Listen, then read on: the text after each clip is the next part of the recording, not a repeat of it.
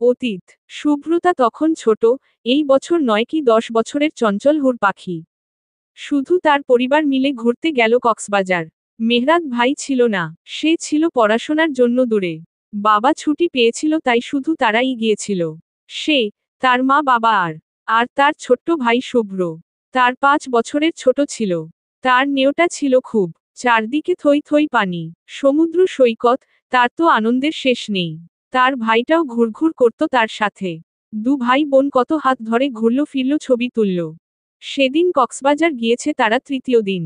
বাবা মা সে আর শুভ্র একসাথেই বেরল। সময়টা বিকেল হয়ে গিয়েছে। মানুষের গিজগিজ। তবে এতে তাদের উচ্ছ্বাসের ভাটা পড়েনি একটুও। সন্ধ্যার আগ মুহূর্তে দুই ভাই বোন সমুদ্রের জোয়ারের দিকে এগুলো উচ্ছ্বাস নিয়ে। কি সুন্দর সেই দৃশ্য। এত এত মানুষের ভিড়েও অপার এই সৌন্দর্য একটুও ম্লান হয়নি। মা বাবার পাশেই ছিল দুজন তখন।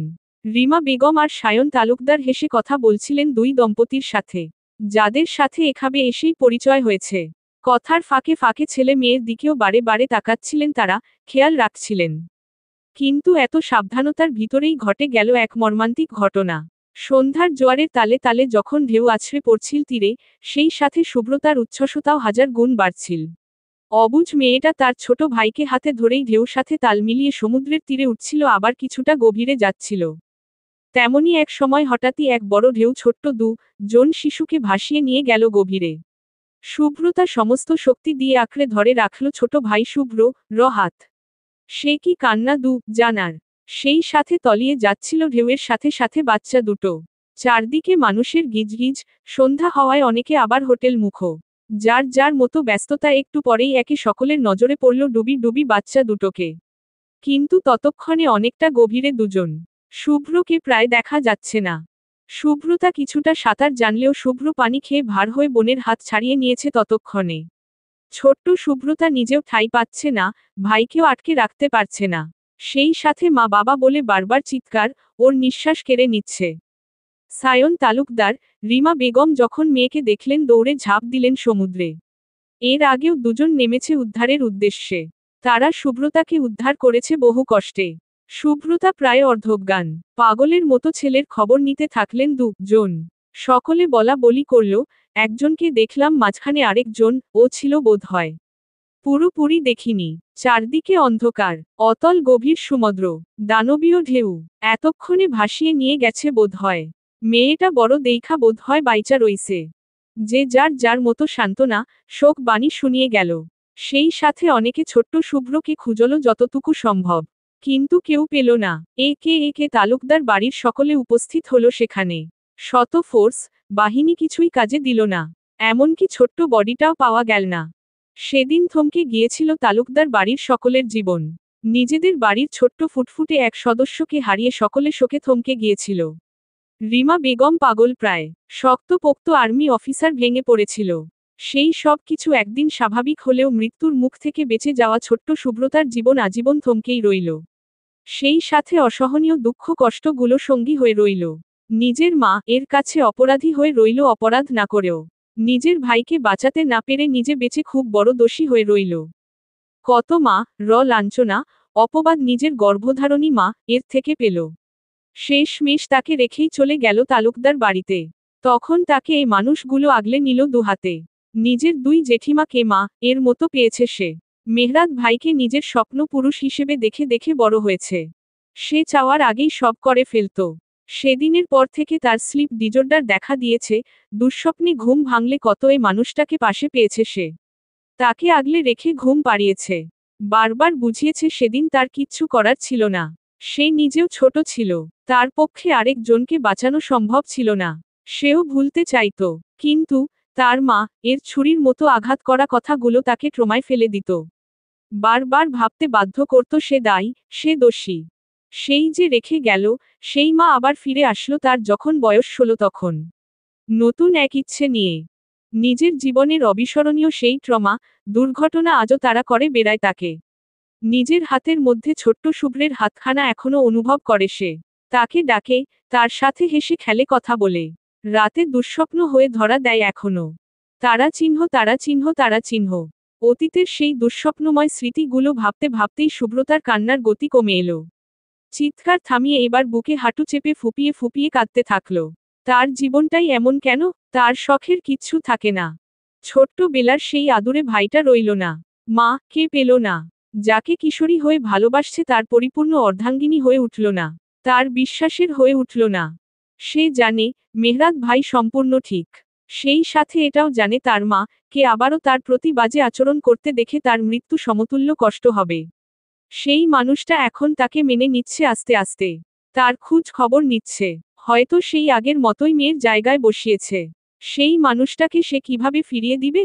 কিন্তু সে তো বিয়ে করে ফেলেছে। তার মা এটা জানলে নিশ্চয়ই তাকে আবার আগের মতো ঘৃণা করবে, তাকে অবহেলা করবে, কথা শোনাবে, নিজের জীবনের আবার সেই তিক্ত স্মৃতিগুলো আবার ফিরে আসবে। কিন্তু সে তো মেহরাত ভাইকে ভালোবাসে। তার মা কে ফিরিয়ে দেওয়া যেমন অসম্ভব, মেহরাত ভাইকে ছাড়া ও তার বাঁচা অসম্ভব। সে কি করবে এবার? বসা থেকে উঠে কাঁপা কাঁপা পা এ পুরো রুম পাইচারি শুরু করল শুভ্রতা। পুরো শরীর থরথর কাঁপছে। পুরো গা সম্পূর্ণ গরম হয়ে আছে। চোখ ফেটে রক্ত বের হবে যেন। থরথর পা এ কাঁপতে কাঁপতে বেড সাইড টেবিলের দিকে গেল সে। ছোট্ট ড্রয়ারটা খুলে দুটো ছোট ছোট কৌট থেকে কয়েকটা ঔষধ মুখে পুরে নিল। এগুলো তার ডিপ্রেশন, অ্যাংজাইটির ঔষধ, অ্যাংজিওলাইটিক বা সেডেটিভ, অ্যান্টিসাইকোটিক্স, অ্যান্টিডিপ্রেসেন্টস। খুব কম এগুলোর প্রয়োজন হতো তার। তবে আজ আবার হলো। অ্যাংজাইটি থেকে তার প্যানিক অ্যাট্যাক হয়ে যায়। অনেক আগে হতো প্রায়। এখনো সেরকমই হচ্ছে। শুভ্রতার মাথা দিয়ে গরম ভাব ছুটছে। সব কিছু কেমন ঘোলাটে ধোঁয়াশা। তার হাত পা শিথিল হয়ে আসছে।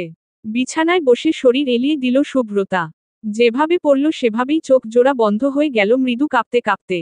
চোখের কোল ঘেঁষে নোনা জলের ছাপ পড়ে গেল। শুভ্র রঙা নাসিকায় কিছুটা রক্তিম তরল শুকালো। এভাবেই অবচেতন হয়ে মধ্যরাত রাত গড়িয়ে নতুন ভোরের সূচনা হলো। শুভ্রতার জীবনে আরও একটি বিভীষিকাময় রাত পের হলো। যা সে ভুলতে চায়, তাই চোখের পাতায় ভাসে। তার জীবন বিষিয়ে তুলে, হাহাকারে ভরিয়ে দেয়। তারা চিহ্ন তারা চিহ্ন তারা চিহ্ন তারা চিহ্ন তারা চিহ্ন তারা চিহ্ন। সকালে তালুকদার বাড়িতে সেই আগের মতোই নাস্তার তোড়জোড় চলছে। কিন্তু বাড়ির দুই গিন্নির চোখ মুখ ভিন্ন, অন্যান্য দিন থেকে। যেমন জাহানারা বেগমের চেহারায় দুশ্চিন্তার আভাস। আজ সকালে উঠে তিনি মেহরাতকে বাড়িতে পায়নি। স্বপ্না বলল খুব ভোরেই নাকি বেরিয়ে গিয়েছে আজ। অফিসের জন্য হবে হয়তো। তবুও তাকে তো সব সময় বলে যায়, আজ কিছু জানালো না। ছেলেটা রাতেও কিছু খেলো না। সকালেও চলে গেল ভোরে, না খেয়ে। স্বামীর কাছে যেতে অফিসে যাওয়ার সময় খাবার দিয়ে দিবেন তিনি, মনে মনে ঠিক করলেন। রিমা বেগমের মুখ থমথমে, চেহারা সম্পূর্ণ গাম্ভীর্যতায় ভরা। রাতের দৃশ্য কিছুতেই ভুলতে পারছে না তিনি। এত রাতে একটা মেয়ে তার চাচাতো ভাইয়ের রুমে কি করে? আবার কি রকম দৌড়ে বের হলো? মেয়েটাকে দূরে রেখে উচ্ছন্নে পাঠিয়ে দিলেন না তো? মেহরাত আর শুভ্রতার মধ্যে কি কিছু চলছে? অসম্ভব। সেটা কি করে সম্ভব? শুভ্রতা রায়হানের বউ হবে। তার ভাই ভাবিকে কথা দিয়ে রেখেছে তিনি। একটা সময় সে তার ভাইকে অনেক কষ্ট দিয়েছে। তার ভাই কত কত বছর তার সাথে কথা বলল না। সেই ভাই কিছু চেয়েছে সে ফিরিয়ে দেবে? অসম্ভব। আর মেহরাত নিশ্চয়ই কারো বাগদত্তা, নিজের বোনের মতো ছোট বোনকে অশালীন কোন সম্পর্কে জোড়াবে না? অবচেতন মন অনেক কিছুই ভাবছে তার। কিন্তু সেগুলো এক মন মানলেও আরেক মন মানছে না। মেয়েটার উপর পুরনো রাগ, ক্ষোভ আবার ভেতরে জমা হচ্ছে। মেয়েটা সব সময়ই সবকিছু নষ্টের কারিগর। একবার তার ছেলেকে নিঃশেষ করেছে, এখন আবার এত বছর পর জোড়া লাগানো সম্পর্কটা নষ্ট করলে সে কোন দিন মাফ করবে না এই মেয়েকে কোন দিন না। মনের ভিতর একরাশ রাগ, ক্ষোভ নিয়ে তিনি মেয়ের অপেক্ষায় রইলেন। সুযোগ পেলেই চেপে ধরবে, কঠিন গলায় শাসিয়ে সঠিক পথে আনবে। সে তার সিদ্ধান্তের বাহিরে কোন অনুনয় বিনুনয় গ্রাহ্য করবে না। কিচ্ছু না। মনে মনে দোয়া করলেন, তার চিন্তা যেন সম্পূর্ণ ভুল হয়। সম্পূর্ণ ভুল। তারা চিহ্ন তারা চিহ্ন তারা চিহ্ন তারা চিহ্ন তারা চিহ্ন তারা চিহ্ন তারা চিহ্ন তারা চিহ্ন। একে একে সকলে নাস্তার টেবিলে হাজির হলো। রোজা, জাবির সহ সকলে। প্রথমে একটু আকটু কথা হওয়ার পর সকলে নাস্তায় মন নিবেশ করলে জাহানারা বেগম বলে উঠলেন, অফিসে কি কাজের চাপ বেশি নাকি? মেহরাতটা আজ এত তাড়াতাড়ি চলে গেল? তেমন কোন ইমার্জেন্সি তো থাকার কথা না। ও কেন গেল? অফিস গেলে জানা যাবে। আলতাফ তালুকদার বললেন। এই সোহানা, শুভ্রতাকে ডাকিসনি? আজ এখনো উঠল না যে? সুরাইয়া বেগম শুধালেন মেয়েকে। সোহানা কিছুটা বিরক্ত গলায় বলল, একবার দুবার ডেকেছি, কতবারই ডাকলাম শুনলে তো। কুম্ভকর্ণের মতো ঘুমায়। আবার দরজাটাও লক করা। উদ্ধৃতি চিহ্ন। রিমা বেগমের ভিতরটা তিক্ততায় ভরে গেল। সেই সাথে কিছুটা ঘৃণাও। মেহরাদের রুম থেকে বের হতেই তো দেখল রাত 1টা বাজে। তাই হয়তো এখনো পড়ে পড়ে ঘুমাচ্ছে। মেয়েটাকে বারবার বলা হয়েছে দরজা লক না করে ঘুমাতে। তারপরও লক করে রাখে মাঝে মধ্যে। কোন সমস্যা হলে? জাহানারা বেগম বলে উঠলেন। এর মাঝখানে রোজা খেতে খেতে জিজ্ঞেস করল, সুব্রতার কি এখনো আগের সমস্যাগুলো দেখা যায় মা? উদ্ধৃতি চিহ্ন। না, তেমন একটা দেখা যায় না। তবুও ডাক্তার বলেছিল সবসময় অবজার্ভে রাখতে। উদ্ধৃতি চিহ্ন। কই, আমি তো ওর তেমন কিছুই দেখলাম না বাড়িতে এসে। রিমা বেগম বললেন। জাহানারা বেগম মনে মনে বিরক্ত হলেন ছোট যা এর প্রতি। ছোট্ট মেয়েটাকে অবহেলা, লাঞ্ছনা দিয়ে ফেলে রেখে গেছে সেই 8 বছর আগে। এসেছে 2 বছরও হবে না ভালো করে। এসেও মেয়ের সাথে দুঠোটে কথা বলেছে কি না সন্দেহ। ও কি করে জানবে মেয়েটার এখনো সমস্যা আছে নাকি নেই? টেবিলে জাবির বসা দেখে তিনি চুপ করে রইলেন। যতই পুরনো পরিচিত হোক, বাড়ির জামাই তো, বলার বাকি থাকে না। অতীতের সেই ঘটনার পর থেকে রিমা বেগম যখন অযাচিত আচরণ করত সুব্রতার সাথে, সেই থেকেই ছোট যা এর মধ্যে অদৃশ্য এক দেয়াল তৈরি হয়েছে। সুরাইয়াও তাই। তবে এতে তাদের চলমান সম্পর্কে কোন বাধা পড়ছে না। শুধু মনে একটা চাপা রাগ রয়ে গিয়েছে আর কি। থাক, ওসব বাদ দাও। মেয়েটাকে খাইয়েই কলেজে পাঠিও। বেশি দেরি হয়ে গেলে আবার না খেয়েই রওনা দিতে চাইবে। সোহানা মা, আবার ডাক দিও একটু পর না উঠলে। আলতাফ তালুকদার বললেন। সোহানা মাথা দুলালো। খাবার শেষে একে একে সকলেই ডাইনিং টেবিল ছাড়ল। জাবির একটু পর বের হবে। সে গিয়ে ড্রয়িং রুমে বসল, সাথে রোজাও। শান্তা সোহানা উপরে উঠে গেল। তারা রেডি হবে কলেজ, ভার্সিটি যাবে বলে। রুমে যাওয়ার আগে শান্তা একবার মৃদু আওয়াজে ডেকে গেল সুব্রতাকে। কিন্তু সারা শব্দ পেল না। সে তার রুমে চলে গেল। আবার একটু পর ডাকবে। রেডি হতে হবে এখন, না হয় দেরি হয়ে যেতে পারে। কেউ ধারণা করতে পারল না বন্ধ দরজার ভিতরে কি অবস্থায় আছে সুব্রতা। সোহানা রেডি হয়ে রুম থেকে বের হলো। গায়ে সাদা কলেজ ড্রেস জড়ানো, কাঁধে ব্যাগ। সুব্রতার রুমের দিকে তাকিয়ে দেখল এখনো দরজা বন্ধ। 9টার উপর বাজে, একটু পর 10টা বেজে যাবে। কলেজ যাবে না? আজ এত ঘুমাচ্ছে কেন? কপালে ভাঁজ ফেলে এগিয়ে গেল সোহানা। এবার জোরে জোরেই চাপড় মারল দরজায়। কিন্তু কোন সারা শব্দ পেল না। সে বিরক্ত হলো কিছুটা। মেয়েটা কি ঘুমাচ্ছে হে? এত গভীর ঘুম কার হয়? সে আরো কতক্ষণ ডাকাডাকি করল। প্রায় 10 মিনিট পের হলো। শান্তা আসলো। সোহানার দিকে তাকিয়ে দেখল, সোহানার বিরক্তি মাখা মুখে কিছুটা চিন্তার রেশ। সে মোবাইল হাতে নিল। কল করল সুব্রতার মোবাইলে। মোবাইল তো বন্ধ। এবার সে চাপড় মারল দরজায়। একবার, পর পর কয়েকবার। তাদের 2 বোনের দরজা ধাক্কা ধাক্কিতে নিচ থেকে জাহানারা বেগম উঠে আসলেন ভ্রু কুঁচকে। ওদের সরিয়ে সে ডাকল। কিন্তু কোন সারা শব্দ পেল না। একে একে সবাই সুব্রতার রুমের সামনে হাজির হলো। চিন্তা, বিরক্তি দুটোই তাদের মধ্যে। সবার শেষে আসলেন রিমা বেগম। তার ভিতর কোন অভিব্যক্তি লক্ষ্য করা গেল না। সময় গড়ালো, 10টার কাঁটা ঘুরল। এত ডাকাডাকিতে যে কারো ঘুমানোই অসম্ভব পর এক কথায়। দুশ্চিন্তারা হানা দিল সকলের মনে। বাড়িতে তখন শুধু জাবির উপস্থিত। কি করবে না করবে বুঝে পেল না কেউ। এই দরজা ছাড়া আর কোন ওয়ে নেই ওর রুমে যাওয়ার? না হয় দরজা ভাঙতে হবে মনে হচ্ছে। জাবির বলল। সুব্রতার দরজার সামনে দাঁড়িয়ে। কিসব বলছেন? দরজা ভাঙতে হবে কেন? ও তো ঘুমোচ্ছে। আরেকটু ডাকলেই উঠে যাবে। রোজা বলল আতঙ্কিত হয়ে। তার ছোট্ট বোনটার রুমের দরজা ভাঙতে হবে কেন? প্রায় 1 ঘন্টার উপর হয়ে গিয়েছে ওকে ডাকা হচ্ছে রোজা। আর কখন ঘুম ভাঙবে ওর? কোন স্বাভাবিক ঘুমিয়ে থাকা মানুষ এত শব্দে ঘুমতে পারে না রোজা? সকলের ভিতরে অস্থিরতা দেখা গেল। সুরাইয়া বেগম জাহানারা বেগম আহাজারি শুরু করলেন। বারবার দরজায় জোরে জোরে চাপড় মারলেন। শান্তার ভিতরে অস্থিরতা দ্বিগুণ দেখা গেল। গতকাল রাত থেকেই মেহরাত ভাইয়ের মধ্যে একটা থমথমে ভোতা ভাব দেখেছে সে। সকালেও বাড়িতে নেই। ভাই আর সুব্রতার মধ্যে কিছু হয়েছে নাকি? মেয়েটা কি ভুলে কিছু? না, কিসব ভাবছে সে। সোহানার অবস্থাও তেমন ভালো না। সে খুব চিন্তিত, আতঙ্কিত। আতঙ্ক নিয়েই কাপা কাপা গলায় বলল। বেলকনির দরজাটা যদি খোলা থাকে তাহলে ভিতরে ঢোকা যেতে পারে হয়তো। তোমাদের বেলকনি তো অ্যাডজাস্ট করা না। বেকনিতে যাওয়া যাবে কিভাবে? জাবির বলল। গাছ বেয়ে যাওয়া যেতে পারে। দাঁড়ান আমি যাচ্ছি। দোয়া করুন যেন দরজাটা খোলা থাকে। উদ্বেগ স্বরে বলল সাফি। সেও স্কুলে যায়নি। রেডি হয়েছিল যাবে বলে, কিন্তু উদ্বিগ্নতায় যেতে পারেনি। তড়িৎ গতিতে সিঁড়ি বেয়ে নিচে নেমে বাড়ির সদর দরজা পেরিয়ে বাহিরে গেল সাফি। তালুকদার বাড়ির চারিপাশে বিশাল জায়গা খালি পড়ে। চারদিকে বড় বড় কয়েক রকমের গাছপালা লাগানো। ছেলে হিসেবে সাফি যথেষ্ট গাছ বায়নে। আগেও উঠেছে প্রচুর গাছে, তাই এটা তেমন ব্যাপার না। আর তাদের বেলকনিও উন্মুক্ত। কোন রেলিং টেলিং নেই, এটা সুবিধা। বেকনিতে যেতে কোন সমস্যা হবে না আশা করা যায়। মিনিট 10-এর মধ্যে সাফি গাছ বেয়ে বেকনিতে উঠে গেল। এপাশ থেকে শান্তা জিজ্ঞেস করল, সাফি উঠেছিস? উঠেছি আপু। উদ্ধৃতি চিহ্ন। দরজাটা কি খোলা? দেখছি আপু। বলতে বলতেই দরজার নব ঘুরালো সাফি। খুলে গিয়েছে দরজা। সে ভিতরে ঢুকতে ঢুকতে চেঁচিয়ে বলল, খোলা আপু দরজা।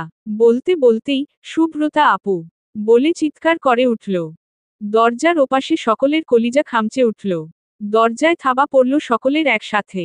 সাফি কে ডাকছে? সাফি, দরজা খোল। কি হয়েছে? কি হয়েছে সুব্রতার? ও ঘুমাচ্ছে না?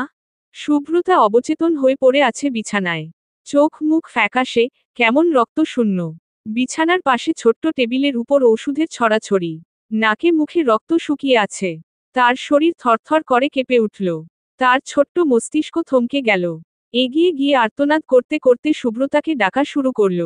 সাফির কান্নার গলা শুনে সোহানা শান্তা কেঁদে উঠল। নিশ্চয়ই কিছু হয়েছে। সোহানা কেঁদে উঠল। সাফি, ভাই দরজাটা খুল আগে। ভাই দরজাটা খুল। কি হয়েছে ওর? হে, দরজাটা খুল। উদ্ধৃতি চিহ্ন। ভয় আতঙ্কিত সাফির শতবিত ফিরতে আবার ছোটল দরজার দিকে। দরজা খুলতেই হুড়মুড় করে আহাজারি করতে করতে ঢুকল সকলে। সোহানা দৌড়ে খাটে উঠে বসে সুব্রতার মাথাটা উঠিয়ে বুকে চেপে ধরল। কান্নাকাটি শুরু করল। সকলেরই এক অবস্থা। এমনি রিমা বেগমও থমকে আছে এরকম অবস্থা দেখে। মস্তিষ্কে কিছুই ধরছে না। বুকে তীব্র ব্যথা অনুভব হচ্ছে। এরকম অনুভূতি তিনি অনেক বছর পরই পেলেন মেয়ের প্রতি। তার মানে, অবশিষ্ট কিছু এখনো বাকি আছে। তবে তার চোখে জল দেখা গেল না। জাবির ওনাদের সরিয়ে এগিয়ে গিয়ে পালস চেক করল। শ্বাস চলছে, তবে খুব ধীর পালস। শরীর প্রচণ্ড ঠান্ডা, শক্ত হয়ে আছে। মাথায় মুখে পানি ছিটালো, কোন লাভ হলো না। জ্ঞান ফিরছে না। কান্নার রোল পড়ে গেল। শান্তা কাঁদতে কাঁদতে শুকিয়ে যাওয়া রক্তের দাগগুলো মুছে দিতে চাচ্ছে। কিন্তু উঠছে না। রোজার মস্তিষ্ক এলোমেলো। সে ঔষধগুলোর কৌটাগুলো দেখছে। সবগুলো পাওয়ারের হাই ডোজের। এগুলো অতিরিক্ত খেয়েছে নাকি? কতগুলো খেয়েছে? রোজা জাবিরকে এগুলো দেখাতেই জাবির মাথায় হাত দিয়ে বসল। ওহহ, শীতট। এগুলো বেশি নিয়েছে নাকি? ওকে এক্ষুনি হাসপাতালে নিতে হিবে। কুইক। ওর পালস খুব উইক। দেখি সরো। সকলকে সরিয়ে সে সুব্রতাকে পাজু কোলে তুলে নিল। নিয়েই হন্তদন্ত হয়ে রুম থেকে বের হয়ে সিঁড়ি বেয়ে নিচে নেমে গাড়ির কাছে গেল। পিছন পিছন সকলে ছুটছে। শান্তা দরজা খুলে দিল। ওকে পিছনের সিটে বসিয়ে আবারও ড্রাইভিং সিটে বসল।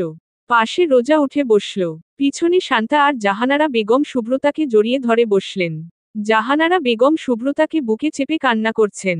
শান্তার উদ্দেশ্যে বললেন, মেহরাদকে কল দে তো শান্তা, একটা। ওকে আসতে বল। উদ্ধৃতি চিহ্ন। কাপা কাপা হাতে শান্তা কল লিস্টে গিয়ে ভাইয়া নামক নাম্বারে কল করল। গাড়ি ছেড়ে দিয়েছে ততক্ষণে। পিছনে সুরাইয়া বেগম, সাফি আর রিমা বেগম রয়ে গেলেন। রিমা বেগম এগিয়ে গিয়ে গাড়িতে বসলেন না, মেয়েকে জড়িয়ে ধরে। কেউ তার জন্য বসেও রইল না।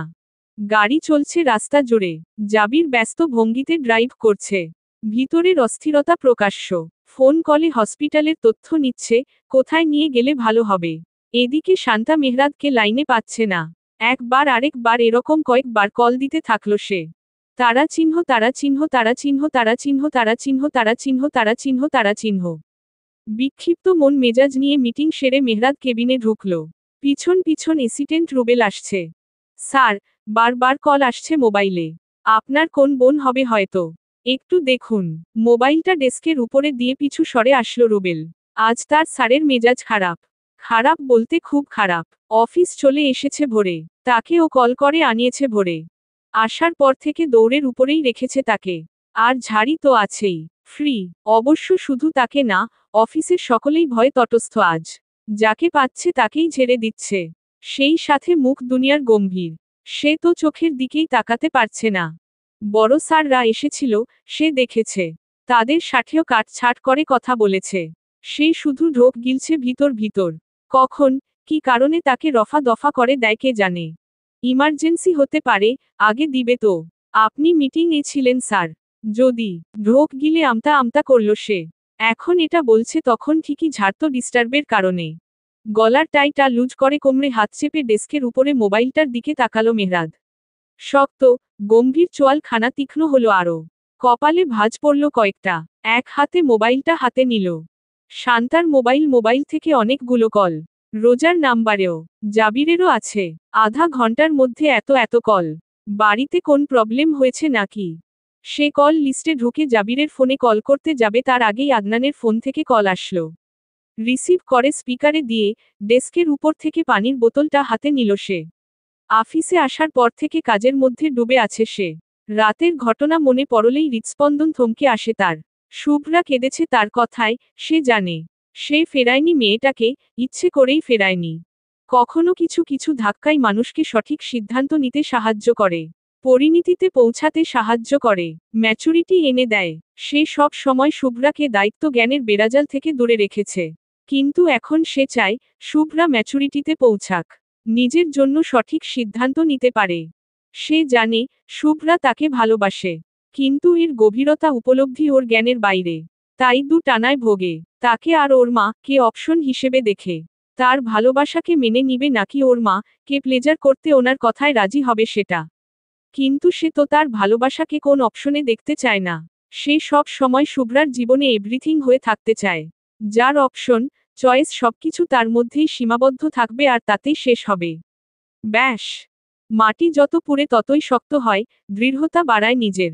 শুভ্রা ও দৃঢ় হবে তার ভালোবাসায়। একটু পুরুক, কষ্ট পাক।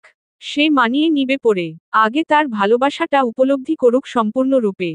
মেহরাদ পানির বোতলে সিপ লাগিয়ে এক ঢুক পানি খেল। সেই সাথে আদনানের উদ্বিগ্ন কণ্ঠ ভেসে আসলো। মেহরাদ কোথায় আছিস তুই? কই এখন তুই? ভ্রু কুচকালো মেহরাদ। মোবাইল হাতে নিয়ে সময় দেখে গম্ভীর স্বরে বলল। ঠিক 11টা বাজে। আমি কোথায় থাকবো বলে তোর মনে হয়? অফকোর্স অফিসে। Busy man. কিছু বললে ফাস্ট বল। বাড়িতেও কথা বলতে হবে। Maybe emergency. উদ্ধৃতি চিহ্ন। তুই এখনো অফিসে? বাড়িতে কথা হয়নি তোর? উদ্ধৃতি চিহ্ন। না, হয়নি। মিটিংয়ে ছিলাম। বলতে বলতেই দেখল তার কেবিনের কাছের দরজা ঠেলে আলতাফ আর আকরাম তালুকদার ভিতরে ঢুকছে। মেহরাদ কপালে ভাঁজ ফেলে ফোনটা কানে চাপালো, স্পিকার অফ করে। ওপাশে আদনান কিছু বলবে তার আগেই আলতাফ তালুকদার ঘাবড়ে যাওয়া ভঙ্গি নিয়ে উৎকণ্ঠিত চেহারায় বলল। মেহরাদ, আমাদের হাসপাতাল যেতে হবে এক্ষুনি। শুভ্রতা হয়তো উল্টা পাল্টা ঔষধ খেয়ে রাত থেকে মনে হয় সেন্সলেস হয়ে পড়েছিল। আমরা আসার সময়ও ওকে দেখিনি। জাবির ওরা হসপিটাল অ্যাডমিট করেছে। দ্রুত চলো। উদ্ধৃতি চিহ্ন। মেহরাদ অবিশ্বাস্য দৃষ্টিতে স্তব্ধ হয়ে দাঁড়িয়ে রইল। হাত দিয়ে কানে চেপে রাখা ফোনটা সশব্দে ফ্লোরে পড়ে গেল। ওপাশে আদনান হ্যালো হ্যালো করছে। বারবার বলছে, মেহরাদ রিল্যাক্স। তারা চিহ্ন হসপিটালে আছে। আমি যাচ্ছি, তুই আসো। মেহরাদ সেকেন্ড ব্যয় করল না। কারো তোয়াক্কাও করল না। ঝড়ো গতিতে কেবিন ছেড়ে বেরিয়ে গেল। মোবাইলটাও ফ্লোরে পড়ে রইল। লিফটের দিকে গেল না মেহরাদ। পকেট থেকে গাড়ির চাবিটা বের করতে করতে দ্রুত বেগে সিঁড়ি ভেঙে নামতে থাকল। তার মস্তিষ্ক দিশাহীন। দিশেহারা তার অবস্থা। সারাদিন ধরে রাখা শক্ত গম্ভীর চোয়াল খানা মানুষটার চেহারায় তীব্র উদ্বেগ, ভঙ্গুরতা দেখল সকল স্টাফেরা। মেহরাদের প্রবল দৌড় দেখে আতঙ্কে তারা একে একে সকলে দাঁড়িয়ে গিয়েছে।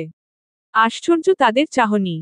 পিছন থেকে আলতাফ তালুকদার আর আকরাম তালুকদারও বেরিয়ে গেলেন, তাদের সাথে রুবেলও গেল। তারা নিচে নামতে নামতে মেহরাদের গাড়ি গেট পেরিয়ে গেছে ততক্ষণে। তারা গিয়ে রুবেল হয় অন্য গাড়িতে উঠে বসল। হাই স্পিডে একটি কালো রঙা টয়োটা ছুটছে রাস্তা জুড়ে। পূর্ব দুপুরের ব্যস্ত সময়টাতে রাস্তায় গাড়ি সারি সারি। এর মধ্যে উদ্ভ্রান্তের মতো চলা গাড়িটা সকলেরই নজরে পড়ল। কতজনের গাড়ি ক্রস করে হাওয়ার বেগে ছুটল হসপিটালের উদ্দেশ্যে। স্ট্যারিয়াংয়ে থাকা হাতটা কাঁপাকাঁপি করছে মেহরাদের। চওড়া হাতের সবগুলো ভেইনস দৃশ্যমান। গলার টাইটা অনাধারে পড়ে আছে পাশের সিটে। শার্টের হাতাগুলো ফোল্ড করা। গলার ভিতরে বড্ড ব্যথা অনুভূত হচ্ছে তার। ঢোক গিলাও দায় হয়ে যাচ্ছে। চোখ নাক মুখ টকটকে লাল। ঠোঁট দুটো যেন সুপার গ্লু দিয়ে আটকানো। কোনরা শব্দ বের হচ্ছে না ওষ্ঠ ফুঁড়ে। কিন্তু ভিতরে রক্তক্ষরণ হচ্ছে তা চেহারায় বিদ্যমান। আর নিজেকে কন্ট্রোল করতে পারল না মেহরাদ। শক্ত ওষ্ঠ জোড়া ফুঁড়ে ধ্বনিত হলো হৃদয় নিংড়ানো ব্যাকুলতা। আমার জান, কেন করলি এটা? কেনন, কবে বড় হবি? নিজেকে কষ্ট দিয়ে কিসের শাস্তি দিলি আমায় তুই? আমার কথা ভেবেছিস? কি করে পারলি? তুই তো আমার থেকে আমার হৃদয়টাই কেড়ে নিয়েছিস রে। নিজের কিছু করার আগে আমায় শেষ করে যেতি। একবার ভাবলি না আমার কি হাল হবে? একটু পুরাতে চেয়েছিলাম তোকে, তাই বলে এভাবে শাস্তি দিবি? উদ্ধৃতি চিহ্ন। আরও কিছু মিনিট ব্যয়ী মেহরাদের গাড়িটা এসে থামল হাসপাতালের সামনে। গাড়ির ব্রেক কষতে দেরি, মেহরাদের নামতে দেরি হয়নি। কত নম্বর কেবিন, কোন ফ্লোর কিছুই জানে না। মোবাইল নেই সাথে। শিট, বলেই উদ্ভ্রান্তের ন্যায় আবারও ভিতরে ঢুকল। ভাগ্য ভালো, দৌড়ে রিসিপশনের দিকে যেতেই জাবিরের সাথে দেখা, সাথে আদনান। ও দৌড়ে যেতেই আদনান কিছু বলবে তার আগেই অস্থির ভঙ্গিতে জিজ্ঞেস করল, কোথায় আছে ও? কত নম্বর কেবিনে আছে ও? তারা চিহ্ন নম্বর কেবিনে। শুন, ও এখন ভা। আর বলার সুযোগ পেল না আদনান। আবার ছুটেছে উপরের দিকে মেহরাদ। এবারও লিফট নিল না, সিঁড়ি ভেঙে উপরে উঠতে লাগল। ওর উদ্ভ্রান্তের মতো অবস্থা দেখে আদনান বন্ধুকে ডাকতে ডাকতে পিছু ছুটল। জাবির হতভম্ব। এত ব্যাকুলতা! সে আশ্চর্যই হয়ে কয়েক সেকেন্ড দাঁড়িয়ে রইল। মস্তিষ্ক সবকিছু ধারণ করতেই সেও ছুটল ওদের পিছু। কত বছরের বন্ধুত্ব! বন্ধুর এই ব্যাকুলতা ঠিক কিসের তার বুঝতে মিনিট লাগল শুধু। তারা চিহ্ন, তারা চিহ্ন, তারা চিহ্ন, তারা চিহ্ন, তারা চিহ্ন, তারা চিহ্ন, তারা চিহ্ন, তারা চিহ্ন। মেহরাদ যখন উপরে উঠে কেবিনের উদ্দেশ্যে ঝড়ের বেগে করিডরে কদম চালালো। করিডরে উপস্থিত বিভিন্ন পেশেন্টের লোকজন না চাইতে ওকে স্পেস করে দিল এগিয়ে যেতে। সকলের দৃষ্টি গিয়ে বিঁধল ওর উপর। কোথায় যাচ্ছে লোকটা? কাঙ্ক্ষিত কেবিনের সামনে এসে সেকেন্ড ব্যয় করল না মেহরাদ। ভিতরের কি পরিস্থিতির মুখোমুখি হতে পারে তাও মাথায় নিল না। প্রবল হৃৎস্পন্দন নিয়েই ভিতরে ঢুকে মাঝারি সাইজের ঝকঝকে কেবিনের বেডটা খালি দেখল। উন্মাদনা আরও বাড়ল। অস্থির বেচেইন ভঙ্গিতে চারিপাশে তাকালো। ছেলেকে অস্থির দেখে জাহানারা বেগম কেবিনের এক কোণ থেকে মেহরাদ বলে ডেকে এগিয়ে এলো ছেলের সামনে। কান্নার তোড়ে চোখ মুখ লাল হয়ে আছে ভদ্রমহিলার। তিনি এসে ছেলের বাহু চেপে নিজের দিকে ফিরালো। কান্নার তোপে ফুলে উঠা মা এর রক্তিম মুখশ্রী দেখে মেহরাদের কলিজা আরও খামচে উঠল। গলায় শক্ত ব্যথাতুর এক ঢোক গিলে শুধালো, শুভ্রা কই মা? ও কই? ছেলের এতটা ভঙ্গুর কণ্ঠে জাহানারা বেগমের ভিতরটা আরও ভেঙে আসলো। আজ আর একটু বাড়াবাড়ি হলে কি হতো মেয়েটার? আল্লাহর রহমত, ততটা ক্ষতি হয়নি। বেশি পাওয়ারের কয়েকটা ঔষধ একসাথে খেয়ে নিয়েছিল, সেই সাথে মানসিক ডিপ্রেশন, তাই এতটা এফেক্ট হয়েছে। প্যানিক অ্যাট্যাক হয়ে সেন্সলেস হয়ে পড়েছিল। ডাক্তার ঔষধ দিয়েছে ভিতরের কড়া ডোজের অ্যান্টিবায়োটিক গুলো বের হতে। বারবার বমি করছে, তাই শান্তার সাথে ওয়াশরুমে গিয়েছে এইমাত্র। মেয়েটার জ্ঞান ফিরছে একটু আগেই। কি নিস্তেজ, ফ্যাকাশে মেয়েটার রূপ। তার ভিতরটা হাহাকার করে ওঠে মেয়েটার এটুকু জীবনে এত দুঃখ দেখলে। মেয়েটা কিছুই পেল না এই এক জীবনে। তিনি ছেলের উদ্দেশ্যে বলতে শুরু করলেন, বমি করছে, তাই ওয়াশরুমে নিয়ে গিয়েছে শান্তা। বলতে বলতেই ওয়াশরুমের দরজা খট করে খুলে নিস্তেজ শুভ্রতাকে নিয়ে বের হলো শান্তা। এক হাতে চেপে ধরা আরেক হাত শুভ্রতার। মেহরাদ মায়ের কথায় কান দিল কি না তার ঠিক নেই। দরজা খোলার শব্দ কানে যেতেই কদম ঘুরিয়ে পিছন নিস্তেজ হয়ে দাঁড়িয়ে থাকা শুভ্রতাকে ঝড়ের বেগে বাহুতে জড়িয়ে নিল। কোথায় আছে, যে আছে, কে দেখছে, কি ভাবছে এসব তার চিন্তাধারার বাইরে। He doesn't care who he cares, it's just Shubhra. তার জান, তার হৃৎস্পন্দন, যেটা এতক্ষণ থমকে ছিল এই মেয়েটার জন্য। প্রবল বেগে ছুটে এসে জড়িয়ে ধরার ধরুন শুভ্রতাকে সহই আরও কয়েক কদম সামনে চলে গেল মেহরাদ। দুজন গিয়ে ঠেকল হসপিটালের শুভ্র রঙা দেয়ালের সাথে। হাত ছুটে গিয়েছে শান্তার হাত থেকে। কাঙ্ক্ষিত বুকটা পেয়ে শুভ্রতা ফুপিয়ে উঠল। কণ্ঠনালী দিয়ে কোন চিৎকার ধ্বনিত হচ্ছে না তার। শরীর অসাড়, বুকে প্রচণ্ড ব্যথা, মস্তিষ্ক বিক্ষিপ্ত। এই মানুষটা তাকে বেঈমান বলেছে। তার ভিতরে কতটা রক্তক্ষরণ হয়েছে কেউ বুঝেছে কখনো? যেই বুকটা পেয়ে সে এক পশলা উষ্ণতা অনুভব করছে সে বুকের মালিক বুঝেছে? তার রাতের কথা আবারও মনে পড়ে গেল। বুকটা আবারও ভেঙে আসলো। কাঁদতে মন চাচ্ছে খুব করে। কিন্তু কোন শব্দই বের হলো না কণ্ঠনালী দিয়ে। মেহরাদের বুকের কাছের শার্টটা ভিজছে শুধু। চোখের জল যে বাধা মানে না। এটা বরাবরই বেইমানি করে, সিবার সাথেই করে। শান্তা মুখে হাত চেপে ধরেছে। তার কান্না করতে মন চাচ্ছে। তার ভাইটা কত ভালোবাসে মেয়েটাকে। মেয়েটার কিছু হয়ে গেলে তারাই বা কিভাবে বাঁচত? জাহানারা বেগম বিস্মিত। ছেলের কাণ্ডে হতবাক তিনি। ছেলে মেয়ে দুটোকে এভাবে একত্রিত দেখে তার মস্তিষ্ক ধারণ ক্ষমতা হারালো। বিমূঢ় হয়ে দাঁড়িয়ে রইল শুধু। দেখে গেল ছেলের পাগলামো। চোখের নোনাজলে ভিজে যাওয়া মুখশ্রীটা দুহাতের আজলায় ধরল মেহরাদ। ভঙ্গুরতা, ব্যাকুলতার চূড়ান্তে পৌঁছালো তার কণ্ঠ।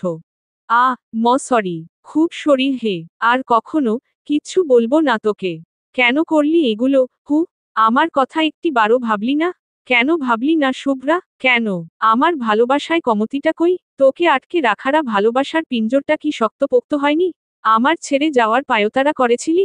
তুই কি চাস তোর জন্য হৃৎস্পন্দন থমকে আমি মারা যাই? কেন করলি এগুলো? উদ্ভ্রান্তের মতো প্রলাপ করতে করতে শুভ্রতার কান্না মিশ্রিত আদলটা চুমুতে ভরিয়ে দিল। আবারও বুকে চেপে মাথায় ঠোঁট জোড়া চেপে রাখল। তার মনে হচ্ছে, এই বুঝি তার দেহে প্রাণ ফিরে এসেছে। শুভ্রতার কান্নার তোপ আরও বাড়ল। মেহরাদকে জড়িয়ে ধরল আরও আষ্টে পৃষ্ঠে। যেন ছেড়ে দিলেই পালিয়ে যাবে দূর অজানায়। হাট করে খোলা দরজায় দাঁড়িয়ে আছে আদনান, জাবির। মেহরাদের ব্যাকুলতা ভরা স্বীকারোক্তি শুনে ওরা অবাক। সব চাইতে বেশি জাবির। মেহরাদ বরাবরই চাপা স্বভাবের। কোন কিছু সহজে চেয়ে নেওয়া, স্বীকার করা ওর ধাঁচে নেই। সেই মেহরাদের এমন ব্যাকুল হৃদয় নিংড়ানো স্বীকারোক্তি রাতের আকাশে সূর্য দেখার মতো চমকপ্রদ। জাহানারা বেগমের মাথায় হাত। ছেলে মেয়ে দুটোই পাগল। সে মাথায় হাত দিয়েই ফাঁকা বেডে বসে পড়ল। তার মাথা ভো ভো করে ঘোরা শুরু করেছে ইতিমধ্যে। হাজারো চিন্তারা হাজির মাথায়। এ ভালোবাসা কি বয়ে আনবে তালুকদার নিবাসে? আদনান আর জাবির পিছনে দাঁড়িয়ে আছে রায়হান, রিমা বেগম আর রোজা। রায়হানের ভারী কণ্ঠ ধ্বনিত হলো কেবিন জুড়ে। কি হচ্ছে এখানে? এসব কি? শুভ্রতা যেন হুঁশে ফিরল। মেহরাদের বাহু থেকে সরে দরজার পানে তাকালো। তার মা আর রায়হান সহ সকলের অবিশ্বাস্যকর চাহনি দেখে লজ্জা ভয়ে গুটিয়ে গেল সে। নিস্তেজ শরীরটা থরথর করে কেঁপে উঠল অজানা ভয়ে। শুকনো চিকন থরথর করে কাঁপতে থাকা হাতটা মুঠোয় চেপে ধরল মেহরাদ। কিছুক্ষণ আগের ব্যাকুল উদ্বিগ্নতায় ভরপুর চেহারায় গাম্ভীর্যতা ধারণ করল। শক্ত চোখে তাকিয়ে রইল রায়হানের চোখে চোখ রেখে এক দৃষ্টিতে। বাজ পাখির ন্যায় তীক্ষ্ণ তার চাহনি। চোখের তারায় আত্মবিশ্বাস। শুভ্রতা আমার, কি করতে পারবি তুই? এসবের মাঝখানেই আলতাফ তালুকদার আর আকরাম তালুকদার আসলেন কেবিনে। সকলকে স্তব্ধ হয়ে দাঁড়িয়ে থাকতে দেখে তাদের মাথায় কিছু ঢুকল না। তারা উদ্বেগ হয়ে শুভ্রতার দিকে এগিয়ে গিয়ে দেখল, শুভ্রতা মেহরাদের সাথে গুটিয়ে দাঁড়ানো। এক হাত বদ্ধ মেহরাদের হাতে। আলতাফ তালুকদার পরিস্থিতি তেমন আঁচো করতে পারলেন না। তিনি শুভ্রতার মাথায় হাত বুলিয়ে দিলেন। নরম কণ্ঠে শুধালেন, আমার মাটার কেমন লাগছে এখন? এই বোকামি কে করে মা? শুভ্রতা ঝরঝর করে কেঁদে উঠল। সে এত সব ভেবে ঔষধ খায়নি। তার দম বন্ধ লাগছিল তখন, তাই কিছু না ভেবেই ঔষধগুলো খেয়ে নিয়েছিল। ভেবেছিল, ঘুমিয়ে যেতে পারবে এতে। আর একটু ঘুম বেশি হবে হয়তো। কিন্তু এতটা রিকশন হবে সে বুঝতেই পারেনি। এগুলো এত পাওয়ারের ঔষধ। এবার মেহরাদ সকলের সামনেই শুভ্রতাকে বুকে টেনে নিল এক হাতে। মাথায় হাত ভুলিয়ে দিল শান্ত ভঙ্গিতে। রায়হানের ভিতরে অজানা এক চাপা কষ্টের আবির্ভাব ঘটল। ফুপির কাছ থেকে শুভ্রতার কথা শুনে মিটিং টিটিং সব ফেলে তালুকদার বাড়িতে গিয়ে ফুফিকে নিতে তারপরে হাসপাতালে ছুটেছে। যতটা দুশ্চিন্তা, উদ্বিগ্নতা নিয়ে ছুটে এসেছিল ঠিক ততটাই থমকেছে সে। দৃঢ় মূর্তি বনে গিয়েছে একদম। এই মেয়েটা তার ভবিষ্যৎ অর্ধাঙ্গিনী। যে অন্য কারো বাহুতে। এটা মানা সম্ভব? কোনভাবেই কি এটা মেনে নেওয়া যায়? রিমা বেগম ধৈর্য হারালেন। গলার স্বর চড়া করলেন। কি হচ্ছে এটা? ওকে ছাড়ো মেহরাদ। ওকে সামলানোর জন্য আমি আছি, ওর ভবিষ্যৎ স্বামী আছে। উদ্ধৃতি চিহ্ন। আমি ছাড়া আপনাদের থাকা না থাকা কোন ম্যাটার করে না আমার জন্য। নিরুদ্বিগ্ন কণ্ঠে বলল মেহরাদ। আশ্চর্য বনে গেল রিমা বেগম। কি অধিকার নিয়ে কথা বলছে? এত রাইট কোথায় পেল? তিনি নির্লজ্জ মেয়েটার উপর খুব ক্ষিপ্ত হলেন। কিভাবে পর পুরুষের বুকে লেপ্টে আছে? কোন কথা না বলেই কদম বাড়ালেন তিনি শুভ্রতার দিকে। মেহরাদের কাছ থেকে সরিয়ে আনতে। এক হাতে শুভ্রতাকে চেপে ধরে আরেক হাত সামনে আঙুল উঁচিয়ে না দেখালো মেহরাদ। শান্ত ভঙ্গিমায় বলল, ডোন্ট, ডোন্ট, একদম এগুবেন না। উদ্ধৃতি চিহ্ন। কি হচ্ছে মেহরাদ? লিমিট ক্রস হচ্ছে এবার। আলতাফ তালুকদার ধমকে বললেন ছেলেকে। বিষয়টি খারাপ হচ্ছে। সামনে রায়হান দাঁড়িয়ে। ছেলেটা কেন এমন করছে? জাহানারা বেগম স্বামীর দিকে তাকালেন। চোখে চোখ রেখে মাথা নাড়ালেন তিনি। আলতাফ তালুকদার কি বুঝলেন বুঝা গেল না। তবে তিনি জাবির আর আদনানের উদ্দেশ্যে বলল, শুভ্রতা মা কে কখন বাড়ি নিয়ে যেতে পারবো? একটু ডক্টরের সাথে কথা বলে দেখো তো। এখানে কেউ কোন সিন ক্রিয়েট করবে না। আমি আমার বংশের সম্মান গরিমার সামান্য আঁচও বরদাস্ত করব না। যা কথা হবে বাড়িতে। রায়হান তুমিও বাড়িতে আমন্ত্রিত। উদ্ধৃতি চিহ্ন। রিমা বেগম শক্ত চোখে তাকিয়ে রইলেন কেবল। মেহরাদের ভাবান্তর দেখা গেল না। সেই শুভ্রতাকে বাহুতে চেপে বিনা দ্বিধায় দাঁড়িয়ে রইল। এইসব নৌক ঝোঁক গোল্লায় যাক। হু ক্যায়ার্স? তার এইসব দেখার সময় টময় নেই। তার শুভ্রা ঠিক আছে এটাই আলহামদুলিল্লাহ। তালুকদার বাড়িতে যেন বজ্রপাত হয়েছে। অতি আশ্চর্যে সকলে বিমূর্ত হয়ে দাঁড়িয়ে আছে ড্রয়িং রুমে। সকলের বিস্ময়কর অবাক করা চাহনি সোফার সামনে শিরদাঁড়া সোজা করে দাঁড়িয়ে থাকা তাসদিদ মেহরাদ তালুকদারের দিকে। কিছুক্ষণ আগের ঘটনা। ঘড়িতে যখন সময়ের কাঁটা রাত ৯টার ঘরে ঘুরছে, তখনই শুভ্রতাকে নিয়ে সকলে তালুকদার বাড়িতে পৌঁছেছে। হাসপাতাল থেকে চাইলেই তো আর চলে আসা যায় না। ডক্টর তো তাদের পেশেন্টকে এমনি এমনি ছেড়ে দেয় না। তাই সন্ধ্যা পর্যন্ত শুভ্রতাকে অবজার্ভ করেছে তারা। তারপর ৮টার দিকে রিলিজ দিয়েছে। সেখান থেকেই ফর্মালিটিস পূরণ করে আসতে আসতে রাত ১০টা। ড্রয়িং রুমে পা রাখতেই কেউ রুমের দিকে গেল না, সোফায় বসল বিশেষ আলোচনা করার জন্য। যা এতক্ষণ হাসপাতালে কাটা হয়ে আটকে ছিল গলায়। রায়হানও উপস্থিত আছে এখানে, সেই সাথে তালুকদার বাড়ির সকলে। সোহানা গিয়ে সবার আগেই শুভ্রতার এক বাহু জড়িয়ে ধরেছে। শুভ্রতা দাঁড়িয়ে ওর মা এর সাথে। ওর আরেক হাত ওর মা এর হাতে বন্ধি। নেতানো নিস্তেজ শরীর নিয়েও মাথা নিচু করে নিচের দিকে তাকিয়ে আছে। ওর মনে হচ্ছে ওর জীবনের সবচেয়ে কঠিন পরীক্ষা চলছে এ সময়ে। এগুলো তার জীবনে না আসলেই ভালো হতো। তার চেয়ে ভালো হতো, উল্টা পাল্টা ঔষধের উছিলায় না ফেরার দেশে চলে যেত, সেটা আরও ভালো হতো। এ পরীক্ষা তার কাছে বড়ই অসহনীয় লাগছে। বড্ড অসহনীয়। মেয়ের হাতটা আরেকটু শক্ত করে চেপে ধরলেন রিমা বেগম। আজ সারাদিন মেয়ের কাছ ছাড়া হননি ভদ্রমহিলা। মতিগতি বুঝা দেয়। মেহরাদের দিকে তাকিয়ে তিনি শক্ত কণ্ঠে জিজ্ঞেস করলেন, তুমি জানতে মেহরাদ শুভ্রতার বিয়ে ঠিক হয়ে আছে, তারপরও তোমরা এই অনৈতিক? উদ্ধৃতি চিহ্ন। এর আগে একটা শব্দও না। কি অনৈতিক? শক্ত কণ্ঠে প্রতিবাদ করল মেহরাদ। তুমি ওকে কোন অধিকারে ছুঁয়েছ হাসপাতালে? উদ্ধৃতি চিহ্ন। Because I have the right. উদ্ধৃতি চিহ্ন। কি রাইট আছে তোমার? আই লাভ হার। উদ্ধৃতি চিহ্ন। তুমি কি করে ভালোবাসতে পারো ওকে? ও তোমার বোন হয়। উদ্ধৃতি চিহ্ন। So what? আপন বোন নয়। উদ্ধৃতি চিহ্ন। কিন্তু দেখেছ তো নিজের বোনের মতোই। উদ্ধৃতি চিহ্ন। আপনার ভুল। আমি দেখিনি আর এটা কখনো পসিবল না। উদ্ধৃতি চিহ্ন। ও তোমাকে ভালোবাসে না। উদ্ধৃতি চিহ্ন। মেহরাদ এবারও জবাব দিতে ছাড়ল না কথার পিঠে। বরঞ্চ এবার আরও এগ্রেসিভলি বলল, এটাও আপনার ভুল। হোক ভুল, আমি মানি না এ সম্পর্ক। উদ্ধৃতি চিহ্ন। আপনার মানায় কি আসলো গেল? হু ক্যায়ার্স? উদ্ধৃতি চিহ্ন। আমার মেয়ের সিদ্ধান্ত আমিই নিব। কে কেয়ার করলো না করলো তা দেখার বিষয় না। উদ্ধৃতি চিহ্ন। হ্যাঁ, যে মেয়েকে বিনা দোষে ছুঁড়ে ফেলে রেখে গিয়েছিলেন। মেহরাদ, সম্মান দিয়ে কথা বলো। ইনসাল্ট করছো তুমি। উদ্ধৃতি চিহ্ন। Maybe, but not sorry for that. আর আপনি আমার চোখে এখন পর্যন্ত সম্মানের কিছু করেননি, শুধু আমার চাচ্চুর অর্ধাঙ্গিনী হওয়া ছাড়া। উদ্ধৃতি চিহ্ন। ব্যাস, মেহরাদ, থামো তুমি এবার। অবাধ্যের চূড়ান্তে পৌঁছে গিয়েছ তুমি। রেগে বলে উঠলেন আলতাফ তালুকদার। ছেলের এসব কর্মমাণ্ডে সে আশ্চর্য হতেও ভুলে গিয়েছে। সেই সকাল থেকে তিনি হিমশিম খাচ্ছেন ছেলের নতুন রূপকে মেনে নিতে। এ ছেলে এত বেপরোয়া, সম্পূর্ণ অবাক করা। ভাই আমি আর এক মুহূর্ত এখানে থাকব না। যেখানে নিজের অপমান হয় সেখানে এক সেকেন্ডও নয়। আমি শেখ বাড়ির মেয়ে। আমার অকাল পড়েনি, এতটুকু ছেলের অপমান হজম করব আমি বসে বসে। উদ্ধৃতি চিহ্ন। মেহরাদ নির্লজ্জ হলে ঠিক বলে দিত, সে এতটুকু কি করে হয়? সে তো এতদিনে নানুর ডাক শুনে ফেলত যদি সে আরও আগে শুভ্রাকে বিয়ে করত। তুমি শান্ত হও ছোট বৌমা। এভাবে কোন সিদ্ধান্তই নেওয়া যায় না। কথা বলতে দাও। আলতাফ তালুকদার বললেন। তালুকদার বাড়ির আজ সকলে নীরব দর্শক। তাদের মুখের বুলি কেউ যেন কেড়ে নিয়েছে। তারা ক্ষণে ক্ষণে অবাক বিস্ময় নিয়ে শুধু মেহরাদের দিকে তাকাচ্ছে। ছেলেটা। এটা হয় না মেহরাদ। শুভ্রতা মা ছোট। তুমি ছোট নও। যেখানে পূর্বের কারো বাগদত্তা, সেখানে এগুলো নিষিদ্ধ। বোন বোনের জায়গায় রাখো ওকে। উদ্ধৃতি চিহ্ন। কে বোন? শুভ্রা, ইউ গট ইট রং বাবা। উদ্ধৃতি চিহ্ন। ছেলের কথায় ভ্রু কুচকালেন তিনি। কপালে ভাঁজ ফেলে জিজ্ঞেস করলেন, কি রং? She is my wife. We are married. তিন কবুল করা বউ আমার। তালুকদার বাড়ির বড় বউ। তাসদিদ মেহরাদ তালুকদারের বউ। সকলের বিস্ময় খামি খাওয়ার জোগাড়। আলতাফ তালুকদার সোফা থেকে তড়িৎ দাঁড়িয়ে গেলেন। ছেলে কি বলছে এসব? এটা কি বলল?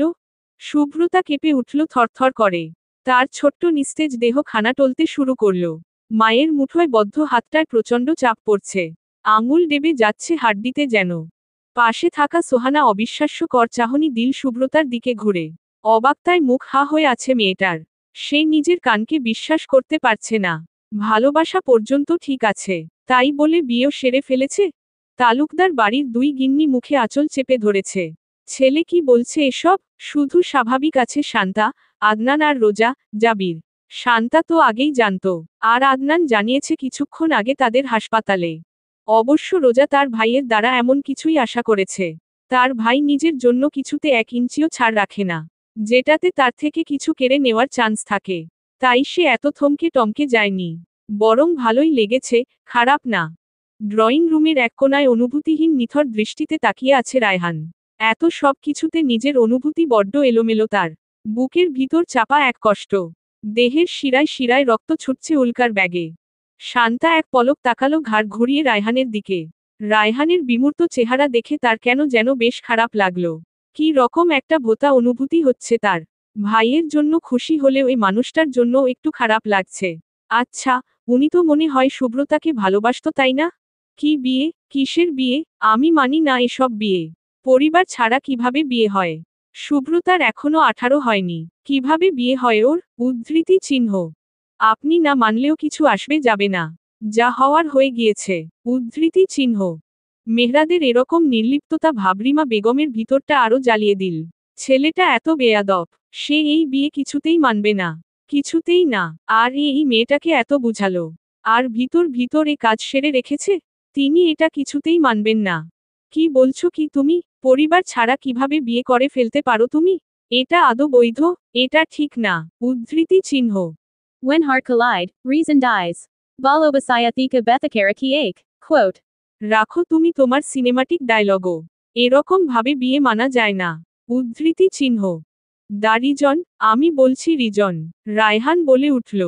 সে ভারী কদমে এগিয়ে গিয়ে মেহরাদের মুখোমুখি হয়ে বলল। দেশে আইন নিয়ম কানুন সব আছে, বিয়ে করেছি বলে চিল্লালেই বিয়ে হয়ে যায় না। আইন অনুযায়ী বিয়েতে 18 বছর বয়স প্রয়োজন, যেটা এখনো ওর হয়নি। আর রইল বাকি, যদি শরিয়াহ অনুযায়ী হয় তাহলেও তা হয় না। মা বাবার অনুমতি ছাড়া বিয়ে হয় কিভাবে? আর কোন রিজন লাগবে? মেহরাদ ভস্ম করে দেওয়া দৃষ্টিতে তাকালো রায়হানের দিকে। চোয়াল শক্ত তীক্ষ্ণ হয়ে উঠল। হাতের মুঠো শক্ত হয়ে শিরা উপশিরা ফুটে উঠল। তার হাত উঠে যেতে পারে যে কোনো মুহূর্তে। এটাকে কেউ নিয়ে যাক এখান থেকে। তোকে কেউ কিছু জিজ্ঞেস করেছে? বিয়ে একবার কেন, 1000 বার করব। 18 বছরের আগেই করব, পরে করব। সকলের অনুমতিতে করব, বিনা অনুমতিতে করব। তোর কি, উই লাভ ইচ আদার। এরকম বিয়ে আরো 1000 বারও করতে পারবো। তোর কোনো সমস্যা? ক্ষোভে ফেটে পড়ল মেহরাদ। রায়হানের চোয়ালও শক্ত হলো। সে আরো কয়েকটা কড়া কথা বলবে তার আগে রিমা বেগম গর্জে উঠল। খবরদার মেহরাদ, আমার ভাইপো, সাথে ভুলেও বাজে ব্যবহার করবে না। ভুলে যেও নাও একজন মেয়র। উদ্ধৃতি চিহ্ন। সো আট, এরকম মেয়র কেন, এমপিও মেহরাদের পকেটে থাকে। এসব ফাও ফাপড় নিবেন না প্লিজ। উদ্ধৃতি চিহ্ন। মেহরাদের একের পর এক তীরের ফলার মতো ছুরা বানের পাছে পরাজিত সৈন্যের ন্যায় দমে গেলেন না রিমা বেগম। ভিতরে আগ্নেয়গিরির লাভা ফুটছে। সে আর মেহরাদের দিকে তাকালো না। পাশ ঘুরে মেয়ের দিকে তাকিয়ে চেঁচিয়ে জিজ্ঞেস করলেন। তুই কি করে পারলি এটা করতে? তোর আমাদের কারো কথা একবারও মনে পড়েনি? সত্যি করে বলতো, নিজের ইচ্ছে করেছিলি বিয়ে? নাকি কেউ জোর করেছিল তোকে? মেহরাদ জোর করেছে তোকে? রিমা বেগমের কথায় সকলে আশ্চর্য হয়ে গেলেন। মেহরাদ কি পর কেউ? এভাবে মেহরাদের কথা বলছে? জাহানারা বেগম ফুঁসে উঠল। ছোট যা, এর উদ্দেশ্যে বললেন। সাবধান, ছোট, মুখ সামলে। জোর করেছে মানে কি? শুভ্রতাকে আমরা ভালোবাসি না? মেহরাদ ভালোবাসে না? ওর উপর নিজের ইচ্ছে চাপিয়ে দিবে? দিতেও পারে। এরকম ভালোবাসার দোহাই দিয়ে কত কিছুই হাসিল করতে পারে। তিনি মেয়েকে ধরে আরো আহাজারি শুরু করলেন। শুভ্র, কথাও তুললেন সাথে। অনুপস্থিত বাবার কথা মনে করিয়ে দিল। আবার বললেন। এবার তোর দ্বারা আবার আঘাত পেলে আমি সত্যিই রে যাব। উদ্ধৃতি চিহ্ন। সুব্রতার কলিজা খামচে উঠল। মনে পড়ে গেল তার মায়ের বলা সকল বুলি। মস্তিষ্ক বারংবার তাই মনে করিয়ে দিতে থাকল। তারা চিহ্ন, তারা চিহ্ন, তারা চিহ্ন, তারা চিহ্ন, তারা চিহ্ন, তারা চিহ্ন, তারা চিহ্ন। সুব্রতা মাথা তুলছে না, চোখের জল গাল বেয়ে ফ্লোরে পড়ছে। তার যে কারো সাথে চোখ মেলানোর সাহস নেই। সে কি করবে এখন? একদিকে নিজের জন্মদাত্রী মা, আরেক দিকে ভালোবাসা। সে কোথায় যাবে? কি বেছে নিবে? রিমা বেগম মেয়ের হাত ঝাঁকালেন। আবারও জিজ্ঞেস করলেন, কথা বলছিস না কেন? এত কষ্ট করে মা বাবা সন্তান জন্ম দেয় এই দিন দেখার জন্য? লজ্জায় রে যেতে ইচ্ছে করছে আমার। তার কণ্ঠে অবিশ্বাস্যকর ব্যাকুলতা। এরকম শান্তা সোহানা বুঝের হয়ে দেখেনি। কি ধরিবাজ মহিলা! তাদের চাচ্চু খুঁজে খুঁজে একেই পেল। ও কি বলবে? আপনি আমার সাথে কথা বলুন, বজ্র কণ্ঠে বলে উঠল মেহরাদ। তার মনে ভয়, শুভ্রা যদি ভয় পেয়ে যায়। আমি আমার মেয়ের সাথেই কথা বলবো। ওর উপর আমার সম্পূর্ণ ভরসা আছে। তুমি ওকে প্রেশারাইজ করবে না। উদ্ধৃতি চিহ্ন। আমি ওকে প্রেশারাইজ করছি, নাকি আপনি করছেন? আর এত ভরসা করছেন, সেটা কই ছিল আরো আগে? অতীত ভুলে গিয়েছেন? তুমি আস্ত একটা বেয়াদব মেহরাদ। বারবার বেয়াদবি করছো তুমি। এত সব কিছুর পর তোমার মতো ছেলের সাথে মেয়ের বিয়ে কখনোই মেনে নিব না আমি। রে গেলেও না। উদ্ধৃতি চিহ্ন। আপনার মানতে হবে না। বলেছে টাকে মানতে? আমরা মানি এই যথেষ্ট। আমরা কি? আমার মেয়েটার সরলতার ফয়দা তুলেছ তুমি। গতকাল তোমার রুম থেকে বের হয়েই তো ও এ কাণ্ড ঘটিয়েছে। কি ভেবেছ কেউ জানে না? আমি দেখেছি। ও তোমাকে ভালো টালো বাসে না। মিথ্যে অপবাদ এসব। তুমি ওকে নিজের জন্য অপবাদ দিচ্ছ। আরেক দফা বিস্ফোরণ ঘটল ড্রয়িং রুমে। সকলে আশ্চর্যজনিত হল। মেহরাদের দিকে তাকালে দেখল ও এখনো অবিচল, অটল মুখভঙ্গি নিয়ে দাঁড়িয়ে। আবারও ভালোবাসার অহংকার নিয়ে বেপরোয়া ভাবে বলল, সেটা আপনি যাই এখন বলেন না কেন, বিয়ে করা বউ আমার। আপনি এখন আর কিছুই করতে পারবেন না। আমরা একে অপরকে ভালোবা। আলতাফ তালুকদার ছেলের দিকে হাত তুলে থামিয়ে দিলেন। গম্ভীর পদাচরণে তিনি সুব্রতার দিকে এগিয়ে গেলেন। এর একটা বিহিত হওয়া চাই। হয় হ্যাঁ, নয় না। তিনি সুব্রতার সামনে গিয়ে ডাকলেন, বেশ নরম কোমল কণ্ঠেও বললেন, শুভ্রা মা, তুমি কি নিজের ইচ্ছেই করেছ এই বিয়ে? উদ্ধৃতি চিহ্ন। সুব্রতা জবাব দিল না। অঝোর দাঁড়ায়, চোখের জল ফেলছে সে। তার রে যেতে ইচ্ছে করছে। সে কি করবে এখন? কি করবে? কি করবে? আলতাফ তালুকদার আবার শুধালেন, বিয়েতে মতো ছিল তোমার? তোমার মা কি সঠিক বলছে? পাশে থাকা রিমা বেগম মুখে ওড়না চেপে বিড়বিড় করে ফোপাতে লাগলেন। আজকের দিনে তার চেয়ে দুঃখী এ দুনিয়ায় কেউ নেই। শুভ্রতা ব্যথিত কণ্ঠনালী দিয়ে এবার অব্যক্ত এক ব্যথামো সুর বেরিয়ে আসল। কান্নার তোরে দুর্বল শরীর খানা কাঁপতে থাকল। সোহানা দূরে চলে গিয়েছিল। আবারও কাছে আসলো সুব্রতার। ওর এক বাহু ধরল স্থির করতে। ওর আদনান কিছু বলতে যাচ্ছিল, কিন্তু আলতাফ তালুকদারের চাহনিতে থেমে যেতে হলো তাকে। মেহরাদের দিকে তাকিয়ে দেখল তার বন্ধু স্থির হয়ে নিঃশ্বাস আটকে দাঁড়িয়ে আছে। আদনানের ভিতরটায় হাহাকার করে উঠল। সে জানে সুব্রতার সম্পর্কে। মেয়েটা যদি আজকে পিছু পা হয়, মেহরাদকে অপশনে রাখে, তাহলে তার বন্ধুটা একদম শেষ হয়ে যাবে, নিঃশেষ হয়ে যাবে। সে দেখেছে, স্বচোখে দেখেছে, মেহরাদ ঠিক কিভাবে তার বোনদের আগলে রাখে। সে জায়গায় সুব্রতাকে ও নিজের জান উজাড় করে দিয়েছে। চারিপাশে পক্ষীরাজের পালক দিয়ে আড়াল করে রেখেছে সবকিছু থেকে। আজ যদি মেয়েটা পালক ছেড়ে বেরিয়ে যায়, তার বন্ধুটা ঠিক শেষ হয়ে যাবে, পুরোপুরি নিঃশেষ হয়ে যাবে। আজ যদি মেয়েটা নিজের জীবনে মেহরাদের অস্তিত্ব অস্বীকার করে, মেহরাদ হেরে যাবে, ভেঙে যাবে, দুমড়ে মুচড়ে নিঃশেষ হয়ে যাবে। কি জবাব দিবে শুভ্রা? ও কি হারিয়ে দিবে মেহরাদকে ওর ছলনাময়ী মা এর জন্য? ভিতরে টানটান উত্তেজনা নিয়ে শক্ত হয়ে দাঁড়িয়ে রইল মেহরাদ। দু চোখে ব্যাকুলতা। প্রিয়তমার একটা ছোট্ট স্বীকারোক্তির অপেক্ষায়। সে বড্ড অহংকার করছে তার ভালোবাসা নিয়ে। মেয়েটা কি তা বুঝতে পারছে না? চলবে।